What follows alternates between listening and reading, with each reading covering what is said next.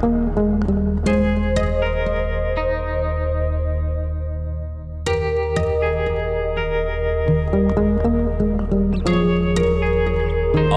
бөлім.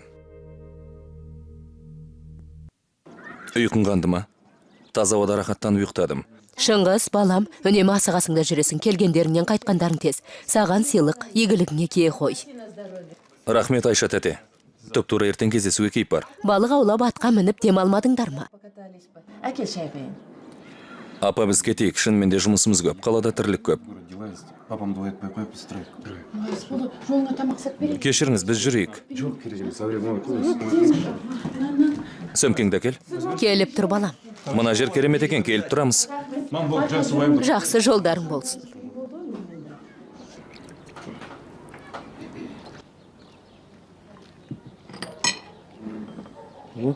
Шыңғысына берді кетті. Қалада бір жұмысшы хатты соған асығып кетті, жақында келем деді. Келіннің қолына шай шу. Арманым еді. Ассалаумағалейкум.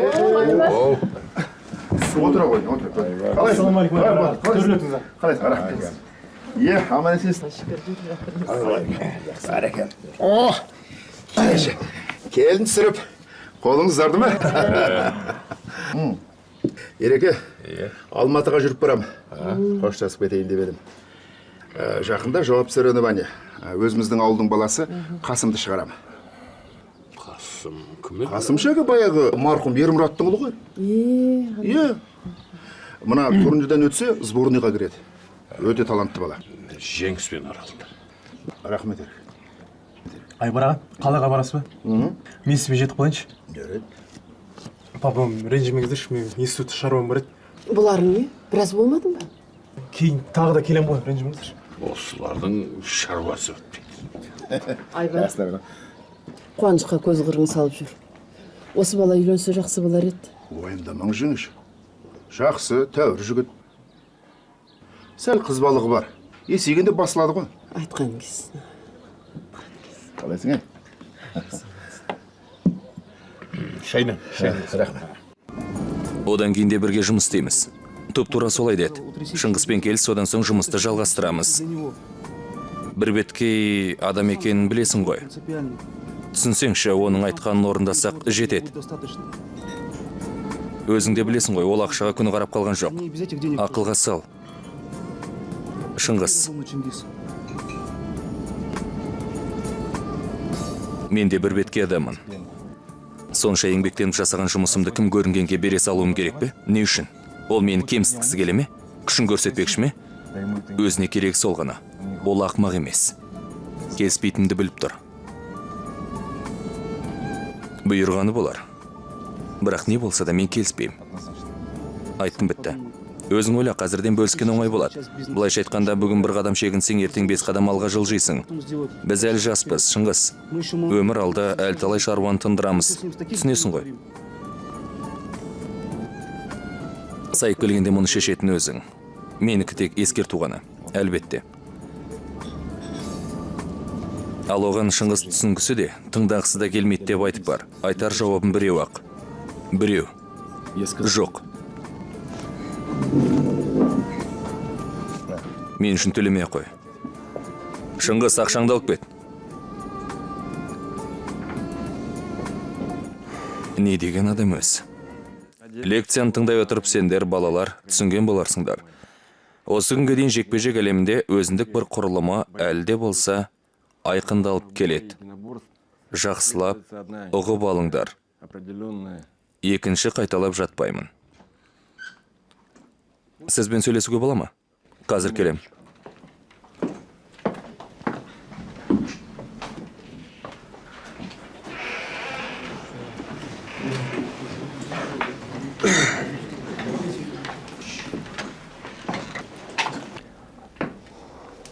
Әбдірахманов, сыртқа шық.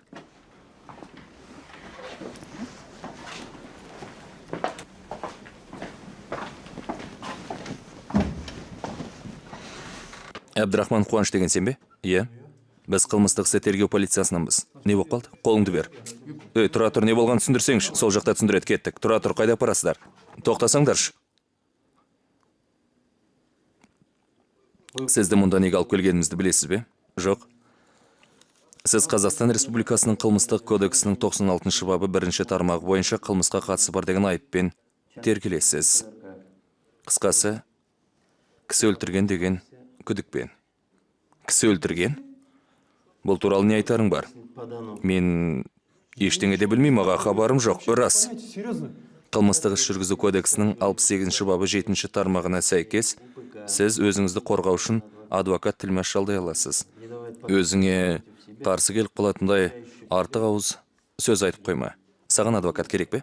Маған қорғаушының да басқасының да не қажеті бар? Мен ешкімді өлтіргем жоқ. Рас. Тыныш. Иә, тергеу бөлімі. Иә, ол менде отыр. Тергеу аяқталғаннан соң сізге кіруге рұқсат қағаз толтырам. Сізді өткізіп жібереді. 501 кабинет. Тергеуші Толғанбаев. Болды.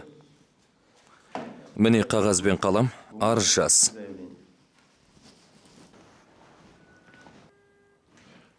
Қуаныш, не боп қалды? Айбар аға, жүр бол. Менің кінәм жоқ. Айналайын, не болғанын айтсаңшы. Мен білмеймін, тергеушіден сұраңыз.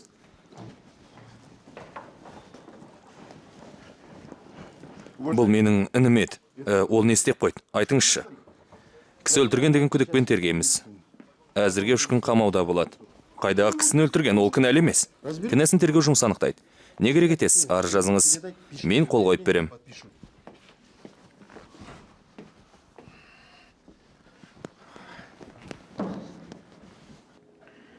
Міне қараңыз. Сол күні ол пышақталып, ауруханаға түскен. Растайтын куәлер бар. Мынау сіздің бауырыңызға қатысты қылмыстық іс қозғау қаулысы және экспертиза актісі. Мынау тергеуге қатысты айғақтар. 15-не дейін үлгересің бе? Әрине, үлгерем.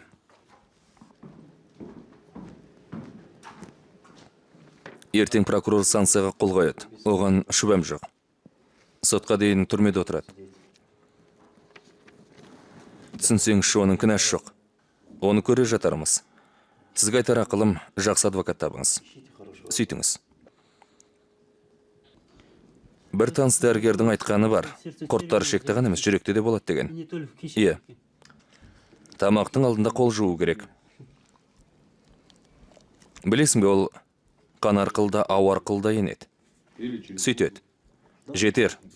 Дастархан басында. Қуаныш. Одан да жылқылар туралы айтшы. Әсіресе қазыны қалай жасайтын. Иә, мен қаздан бас тартпас ем. Құрбым айтайын, алып келеді. Құрбың жақсы екен, ерінбей күнде тамаға келеді. Бағың бар екен. Тамаға келу үшін де таң бозар батысымен кезекте итерісіп тұру керек. Оны бағалай біл, Қуаныш. Осында түскен кей адамдарда екінші күн-ақ ұмытып кетеді. Оған жан ашитын адам да жоқ. Теледидар түк көрсетпейді. Антенна керек. Ертең мен тергеуге апарады, сонда біреулерге айтам. Бір амалын табам.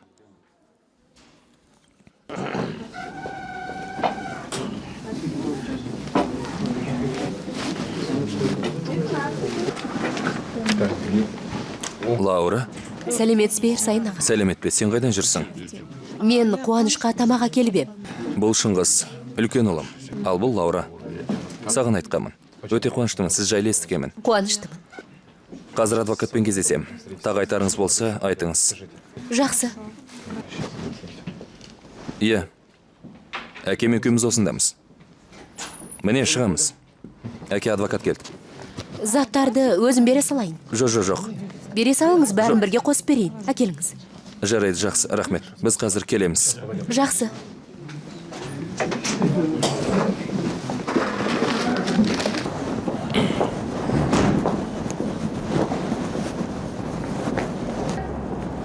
Сәлеметсіз бе? Қуанышты көрдіңіз бе? Халі қалай? Иә, жаман емес. Сіздерге сәлем айтып жатыр.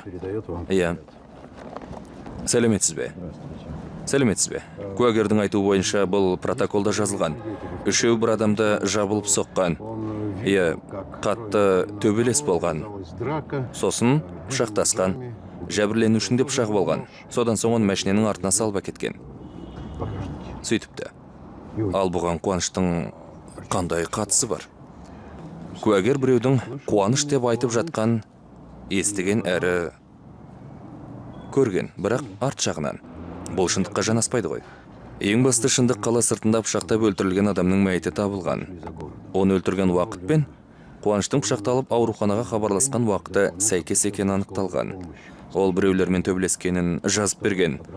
Адам өлтіру деген негізі қиын шаруа. Енді олар әр нәрсені түртпектеп отырады. Байқап жүр деп айтып ем ғой мен оған. Бұл бір ойдан құрастырылған шайтанның шатпағы болды ғой. Шындыққа жанаспайды. Болары болды. Енді тек сотта бәріне төтеп беруіміз керек. Тергеушіге осының өзі жеткілікті. Иә. Қызық, куәгер кіміз? Сонымен сөйлессем.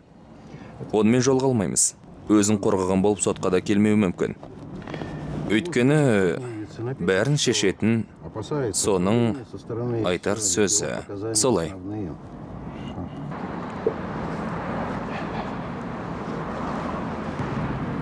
Шыңғыс. Мен саған келе жатқанмын. Кеш жарық. Маған көтерілейік. Ауа райы тамаша. Қыдыра тұрайық. Әнің туралы білем. Жағдай мәз емес. Иә, жақсы емес. Бұл жағдайды өзгерту үшін сен не істерең? Бауырың үшін неңді бересің? Нені меңзеп тұрсың? Мен түсінбедім. Жағдайды өзгерте алатынымды айтып тұрмын. Оның түрмеде отырған әділетсіздік қой. Ол кінәлі емес. Кінәлі сен, Шыңғыс. Мұны істеп отырған сіз екенсіз ғой. Осылай болу керек еді. Мен бе, басқа ма, бәрібір емес пе? Ең бастысы сен кінәлісің. Шыңғыс, сен. Сен жауап бересің. Бұл әділеттілік. Істі насырға шаптырмай менімен бөлісе салғаныңда, бұл жағдай болмас еді. Бұған бауырымның қатысы не? Шынымен қатысы не? Адамды құтқару керек. Есесіне бір қырсықтың сазайын беру керек. Бұлай болсын. Егер бауырыңды түрмеден шығарам десең, құнды қағаздарыңды менің атыма жаз. Егер келіспесем ше? Олай болса бауырың түрмеден 20 жылдан соң ешкімге керегі болмайтын ауру кәршал болып шығады. Ал сені жазалаудың амалын табам. Жәндік сияқты мұжып өлтіре салам. Ол тек уақыттың еншісінде.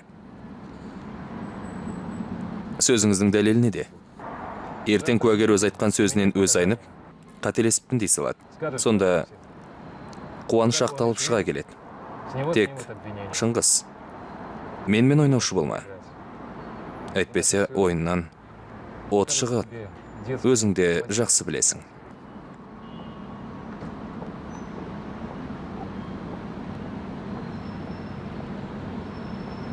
Керек құжаттарға қолымды қойып берем. Тыңда. Бұл ер жігіттің ісі емес.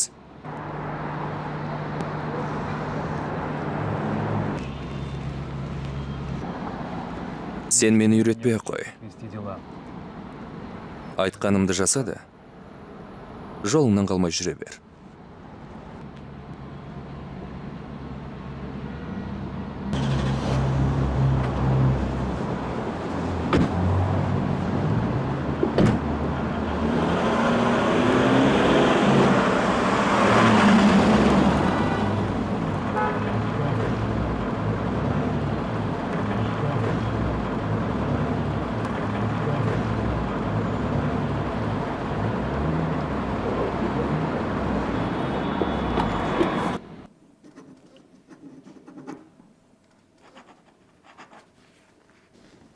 Мен саған айтып ем ғой, осыны өткенде жасау керек еді. Кетшейсен. Ренжіме, бұл бизнес қой. Сен мені өш емеспін.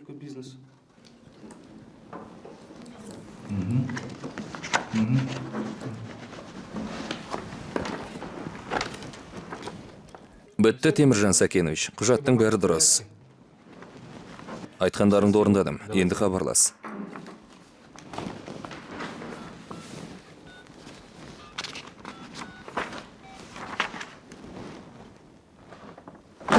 Иә, құжат дайын. Түгел. Қолымда. Тебя. Сені. Тыңдап тұрмын.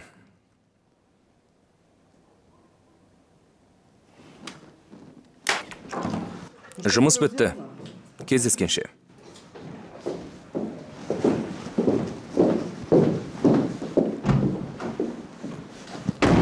Ал, қалай Антурио? Мына жерді көріп жіберші. Иә, жақсы бәрі.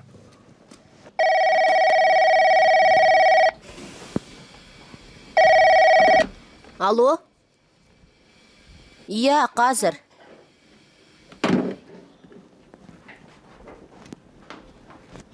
Ерсайын аға, сізді телефонға шақырып жатыр.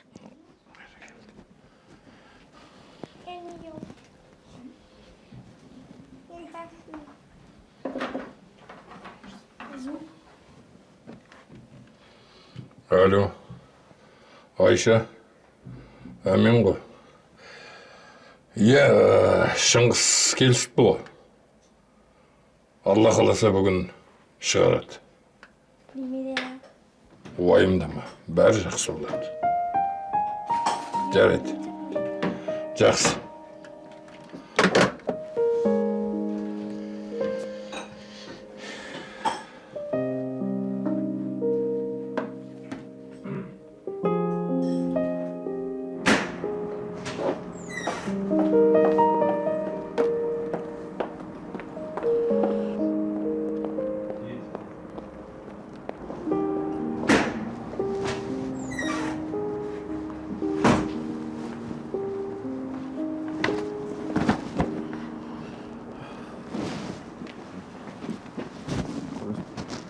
Айбардың үйінде тоқтадық. Әкем сонда күтіп отыр.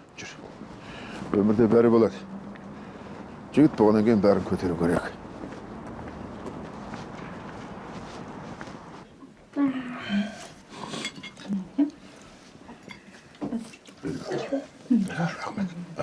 Al oğlum.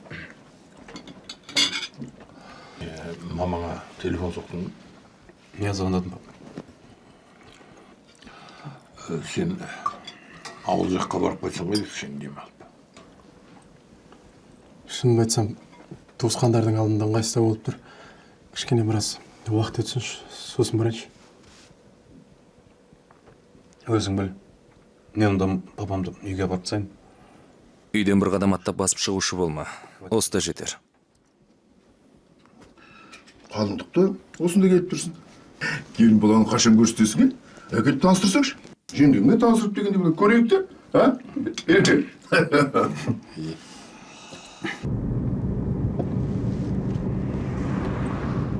Пап, мен сізден кешірім сұрайын дегем. Менен көп қателік кетті. Сіздің мамамның, бауырларымның алдында кінәлімін. Кешір.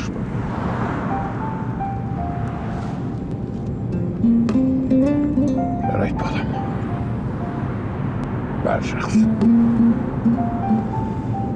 Құдайға шүкір, аман есенбіз. Ал қателік деген бәрінде болады. Тек соны уақытында дұрыс түсінген жақсы.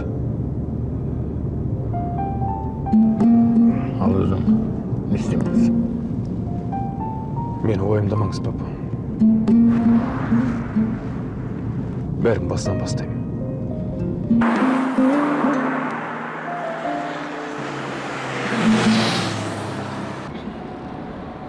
Қараш, кішкене бала секілді аулада отырмын. Қазір Айбар аға Қуаныш үйге кір деп шақырады. Көресің. Біраз күте тұрған дұрыс шығар. Бәрі тынышталсын. Сол куәгерді көрсем ғой шіркін. Көріп қана қоймай, мені көрмей жат таныған сұмдық қой. Алғашқы күндері мен тіпті ұйықтай алмадым. Міне қазір есікті ашып шығарады деп күттім. Сөйтсем, жоқ сотқа дейін тағы күте тұр деді. Иә, мен сол жерде кезекте тұрғанда талай аналарды, апаларды көрдім. Жас жігіттердің ол жерде отырғаны ең алдымен туыстарына қиын екен. Мән жайды анықтағым келеді. Мұнда бір шикілік барын сезем. Бірақ мәселе менде емес. Солай сияқты. Ол не дегенің? Осының өзі аз ба саған? Жарайды, көреміз. Мен тек шындықты білгім келеді. Не болатынын кім біледі? Один из коронных приемов, который проводит Эльбрус ТДФ вот в борьбе лежа, это скрестный захват ног. Айбар аға, Я думаю, что Сергей по ходу Мусоров, поединка мы увидим это техническое действие. осы істің мән жайы біртүрлі түсініксіздеу, Не успел провести он атаку. Итак, өйткені ана тергеушінің өзі Опять. маған опять сенің акцент. сотталатыныңа мен сенімді болған едім деп еді. Бірақ бәрі Делает басқаша болып еще шықты. один балл.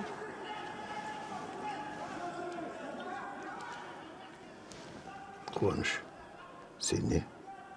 Түрмеден босып шыққаныңа қуанбайсың ба?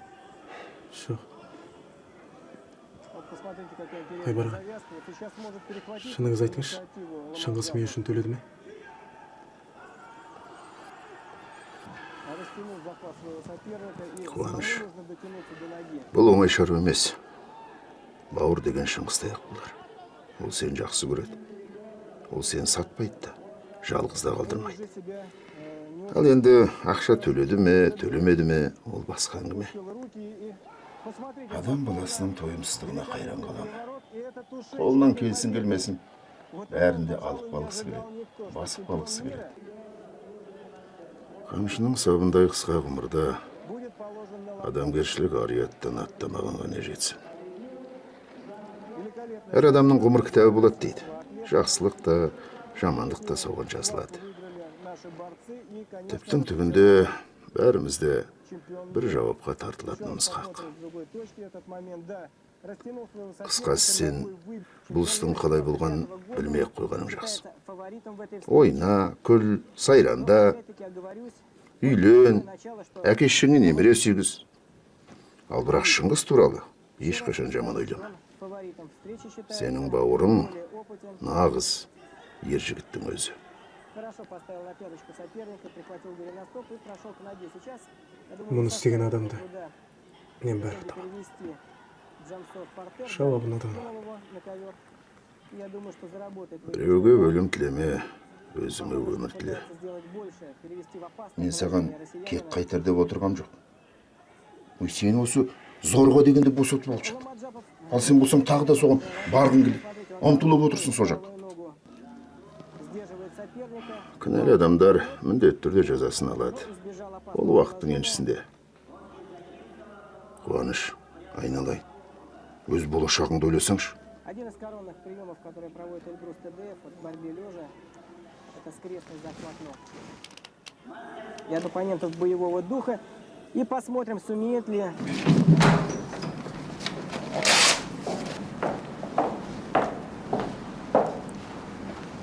Шыңғыс Ерсайынұлы, ертең жұмысқа шығайын ба?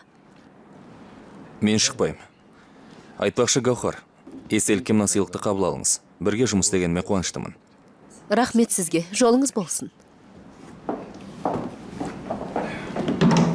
Бүкіл еңбек үшін Қабыланның басын ғана сыйладың ба? Ол басқанша тұратын білесің бе? Онда үндемейін. Бір жағынан бәрі де жақсы. Құрылысқа көп көңіл бөлеміз. Астанада болуымыз керек. Әрине, ол жаққа да көз қырын салу керек. Екеулеп шешеміз ғой. Қала көз алдыңда өсіп келеді. Таңертең жоқ, ал түсте қарасаң, бір ғимарат салулы тұрады. Иә, ол жақты жақсылап меңгереміз. Тек қысы қатты. 30 градус аязда құлағың үсіп кетеді. Иә, біздің ауылдың қысы одан да қатты. Қалың қарды айтсаңшы. Сондықтан мені қорқыта алмайсың. Бәрі бітті. Енді мені мұнда ештеңе ұстап тұрған жоқ. Кеттік, Коля. Алға, таңды қарсы алайық.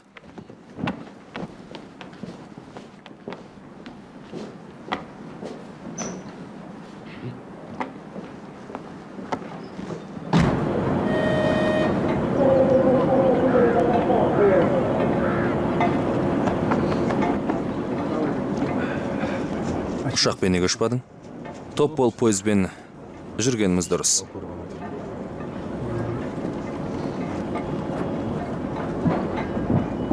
Шығарып салға келгеніңе рахмет. Астанаға келіп, қонақ бол. Әйтпесе, Айбармен турнирге кел. Үйге әзір қайтпайтын сияқтымын ғой. Ауылға әзір бара алмайым. Жол түссе міндетті түрде барам. Болды, кіреміз. Кешелгі рахмет саған. Жарайды. Асығыспын. Жолаушылар, кіреміз, қане? Тыңдаңыздар, сақсызмыстары, Алматыдан Астанаға қатынайтын нөмірі 3-ші жүйрік пойызы 1-ші жолдан жүріп кетті. Сапарларыңыз сәтті болсын. Автомобильные осторожности, пути отправиться. Скорый поезд номер 3 Алмата-Астана. Доброго вам пути. Многие международные турниры бывали Оған мұрша берме. Әйтпесе түк шықпайды. Тоқтамай жұмыс істей бер. Жарай ма? Қане? Қане?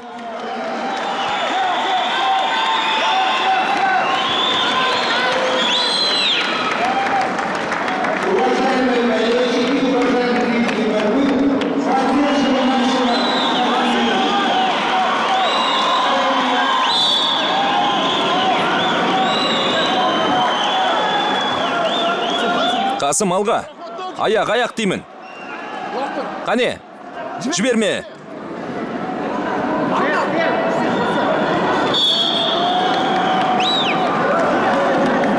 Аяғын шығармасын. Қане?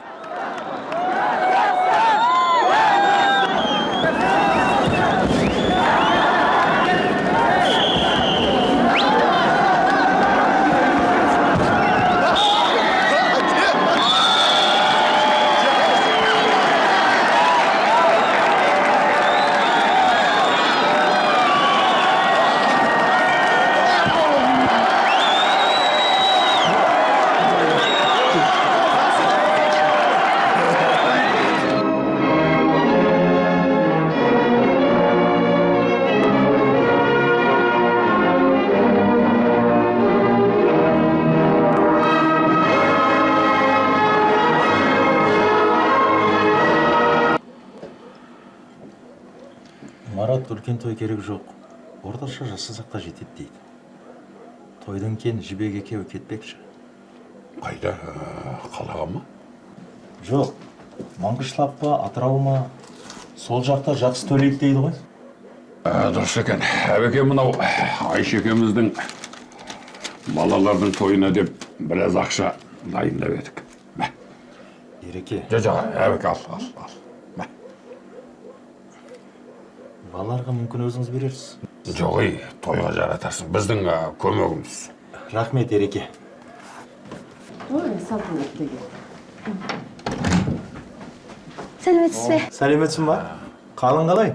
Жақсы, аға. Шаржан жоқсың ба? Жоқ, мұның бәрі жақсы. Не алдың?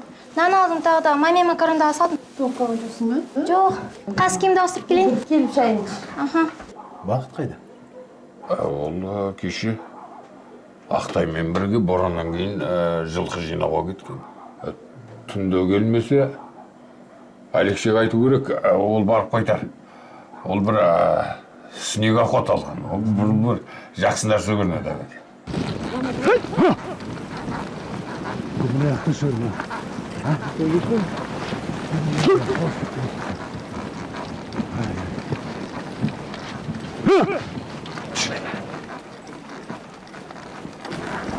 Бақыт, сен тура тарта бер. Мен сайға түсіп, не болып жатқанын байқайын. Сонан соң 200 метрдей жерде, анда кездесейік. Түсінікті ме? Жарай ма? Жақсы. Жарайды. Ақтайға, ау, абайлаңыз. Жарайды. Қане, бар.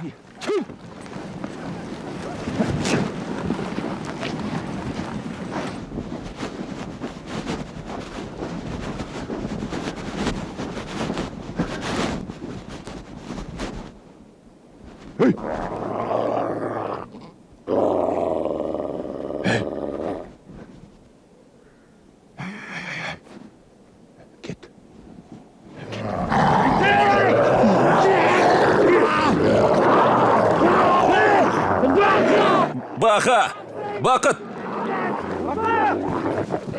Ақтай аға!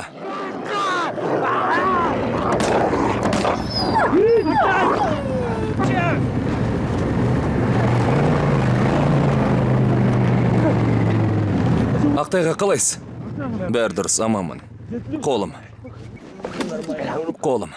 Қолыңыз ба?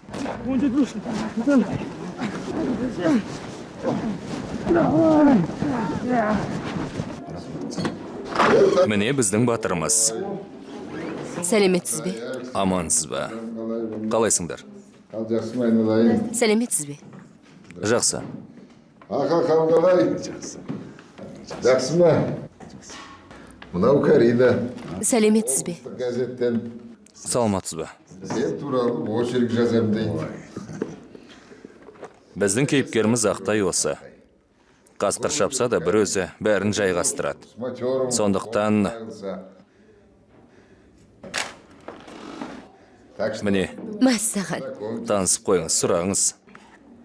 Оқиғаның егжей-тегжейін айтып беріңізші. Бұлай, мен айдалада бораннан кейін аттарымды іздеп далада келе жатырмын. Сәлеметсіз бе? Амансыңдар ма? Ақырын.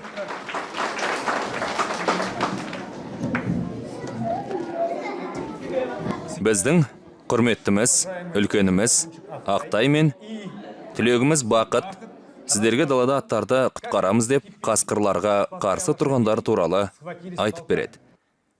Біздің Ақтай ағамыз ол сұр жұртқышты өз қолмен жайратқан болатын.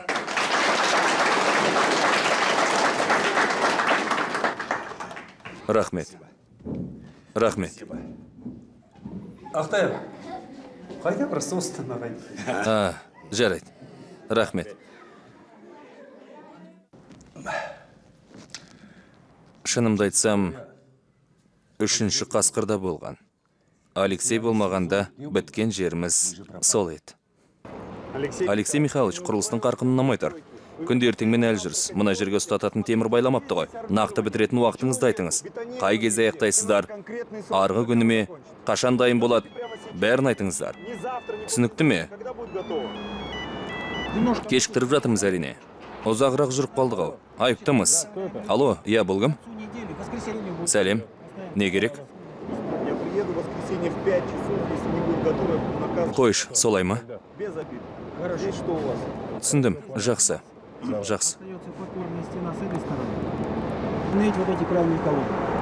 Мен жексен бүгін сағат 5-те келем. Коля. Алматтан хабарласты. Жан қайтыс болыпты. Қойш, оған не болды? Жүрек ұстап қалыпты. Жаны жәннатта болсын. Қашан жерлейді? Білмеймін, ертең шығар. Кетуім керек. Сенімен бірге барайын ба? Қажеті жоқ, осында қал. Алексей Михайлович. Жақсы, сау болыңыз. Жолыңыз болсын.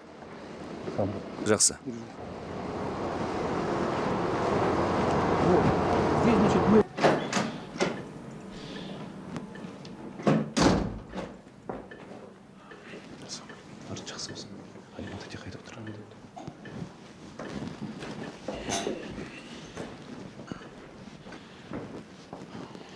Қайырлы болсын.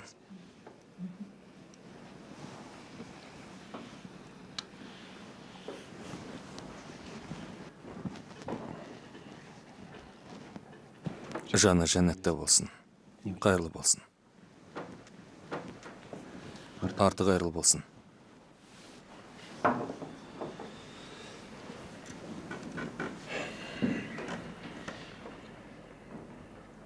Топырақ салуға үлгермедім. Жатқан жер жайлы болсын.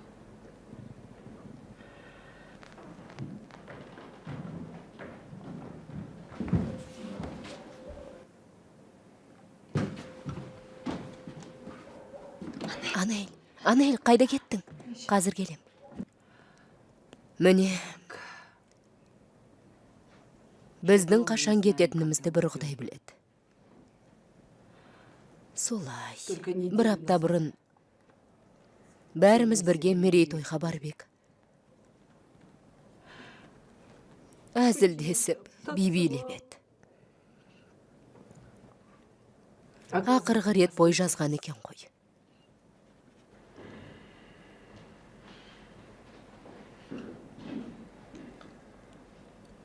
Анел қайда кеткен?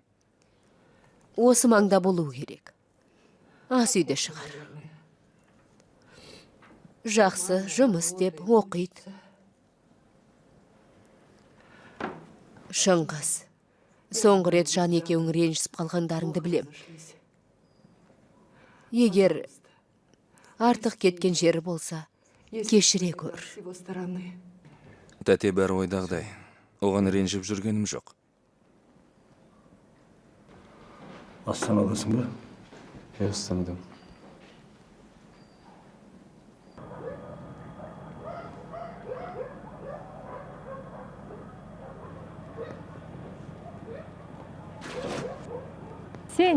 Құттықтаймын, ұлды болдыңыз, алып денелі батыр екен. Телефон шалға бола ма? Болады, әрине болады. Салтанат қалай? Жақсы. Алло, Бақыт? Ол Салтанат қалай? Жарықтарым ау сол. Қазір әкең айтам, келеміз.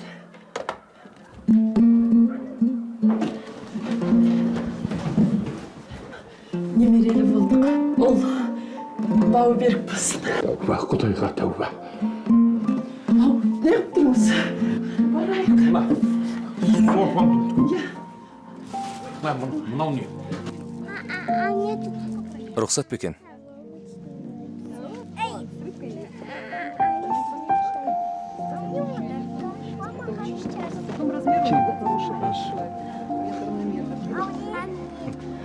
Кешіріңіз, қарындас. Мына бесік арба қанша тұрады? Мынау ма 33 мың. Мінекей қараңыз, өте жақсы бесік. Алсаңыз өкінбейсіз. Апа, әкем оған сенеді. Ол жерде бүкіл әулеті жиналады. Содан соң бірден кейін қайтамыз. Сәлем. Сәлем. Қалғалай. Кір. Амансыз ба? Сәлемет пе, Қуаныш? Қалыңыз қалай? Рахмет, жақсы, өзің қалайсың? Бәр ойдағыдай. Сонда сендер қалай бармақшысыңдар? Біз Айбар деген ағамыздың мәшінесімен барамыз. Солай ма? Олай болса жарайды. Бәрібір жолда сақ болыңдар. Алаң болмаңыз, бәр ойдағыдай болады. Ал қане? Алаң болма. Жақсы. Жарайды, аман болыңыз. Жарайды, аман болыңыздар. Сөмкені ұмытып кетпісің, қызым. Сау бол.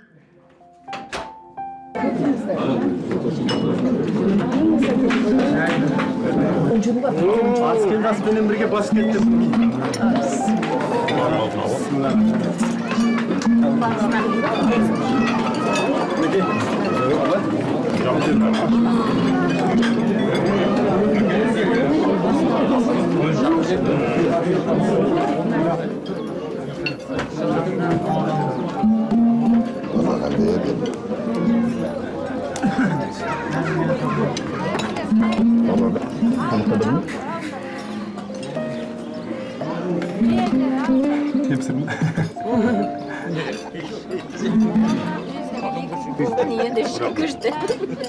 Әбеке мына торетада теріңсі бар ғой, соның түбінде. Мынандай үшеу екен. Көз деген мынандай қап қызық.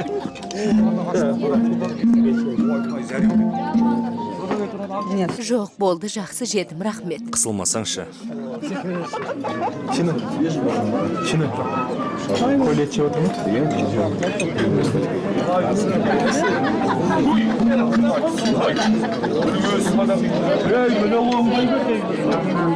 Үйлер жақсы. Саған ұнады ма? Көңіліңнен шықты ма? Қызықты нәрсе көп екен.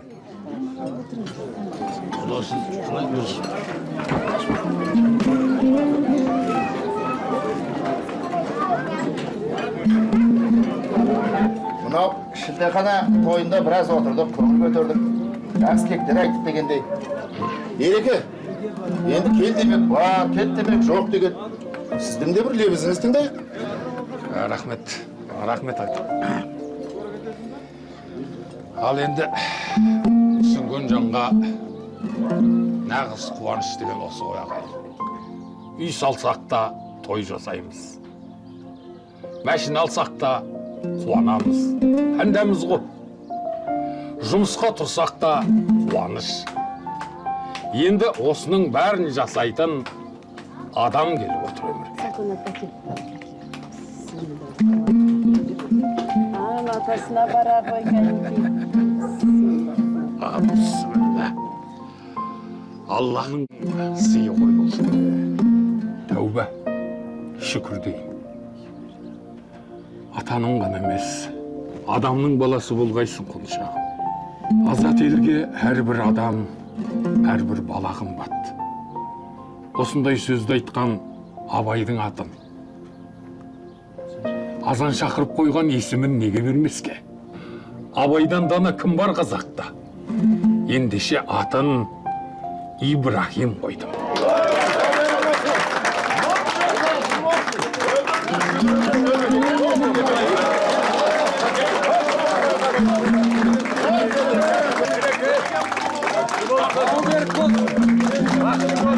Аллах өмір берсе, соқтықпалы соқпақсыз жол бар алдыңда.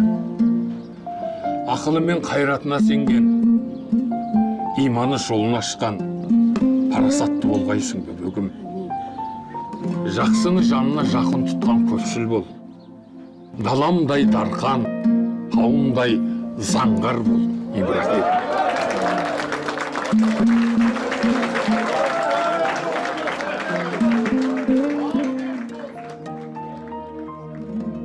Өтеді өмір өтер, еркіңі көнбес кетер. Үмітпен сенім барда, баянсыз деме бекер. Жүректің нұры мейір, сағыныш тербер жанды. Ақ көңіл адал пейіл, бауыр мен өмір мәнді. Кездесу шалқу сүю, келтірер көңіл қошын. Қоштасу күту күю, өмірдің өзі осы. Фильмді қазақ тіліне аударғандар Ләззат Қоңыратбай, Арқабай Дәдебай, Баян Сүгірбек, Гүлбану Мандыбаева. Дубляждың режиссері Тоқтарбек Қамшыбай. Дыбыс операторлары Нұрбол Сәрсен, Еркін Өмірханұлы. Дыбыс режиссері Ғалымжан Құдияр. Мәтін оқығандар Гүлнар Рыспай, Жанар Нұрболатқызы, Абай Досжан, Азамат Шарған. Қазақстан ұлттық телеарнасы, 2011 жыл.